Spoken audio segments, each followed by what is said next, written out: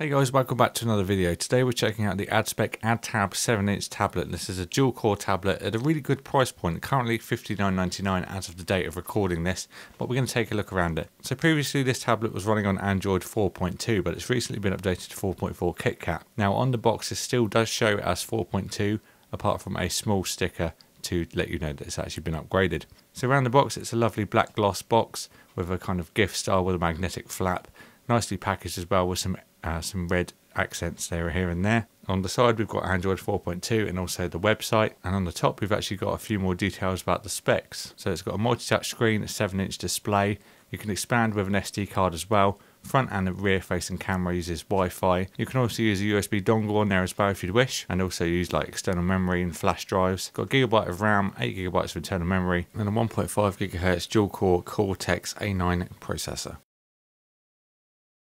So on the back we've got a more detailed specification. If you'd like to check out that in a bit more depth, please pause the video and check it out now. I just want to point out quickly that the box shows a silver device, and I'm not sure whether this is actually supposed to depict the colour of the tablet or not, but we actually received a gold one inside.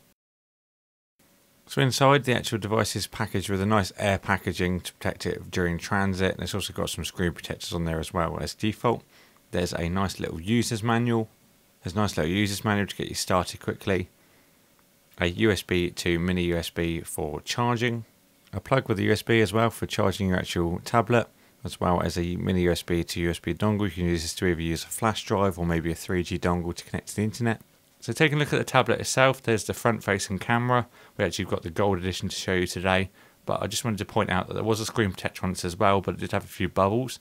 So I actually immediately removed this, but I think an optional extra maybe for screen protectors would be a great addition. So on the back we've got a multitude of accessory and expansion as well, and also a small speaker where you can play your audio through, Adspec branding along with the AdTab 7 at the top, and also the rear facing camera. So going along the top we've got the power button, volume up and down, the TF card slot, which is more commonly known as micro SD. We've got HDMI for displaying onto an external monitor, a headphone jack, micro USB, and also the microphone. So running on to performance now, we'd use Temple Run as a kind of baseline to give ourselves some example. Playing this actually was really fluent, there was no lag. So using tilting on actually when you're playing your games works really well. There was kind of no mistakes made due to the actual speed of the tablet, and considering it's a dual core, it actually ran Temple Run really well. So looking at the brightness settings, we've actually got 3 different modes with the little widget that you can put on your home desk.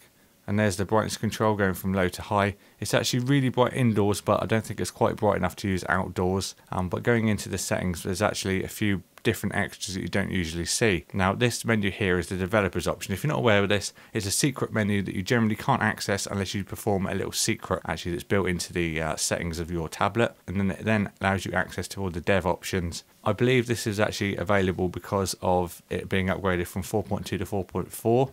I think everything was upgraded and then repackaged. It also gives us some access to kind of performance things where we can set widgets to either use on performance mode full time, power saving, or also kind of on demand when it actually requires it. Now looking in a bit more depth into the developer options, this actually gives us the ability to use the Art runtime over Dalvik, which is the default for 4.4. Now this will actually give us some Android L features, and coming in at this price point, the ability to do that, I was extremely surprised and also really kind of happy to see, because by default these options are kind of hidden, and where I think they've taken them out to upgrade them all, they've kind of not actually removed those features which you can do quite easily to actually hide them from, you know, like general use. But as it's kind of a more advanced option and it's there, it's actually quite good to have a little tinker with. So going back to Temple Run, I've actually found that performance has been increased as a kind of Android L feature is, along with the battery life. It's increased both of those, and playing Temple Run actually made it a more kind of involved experience. It reduced the lag, it kind of increased FPS, and also found that it didn't give so much wear on the battery as well. It did actually heat up the device a little bit and make kind of loading a little bit more difficult, but these are expected as they're kind of not a full release of the software yet. So going on to the kind of website and loading times, I loaded the Adspec site, which is the default for when you actually start the device, and then we went on to something like Google and also YouTube to kind of give you a idea of how fast videos load and things like that.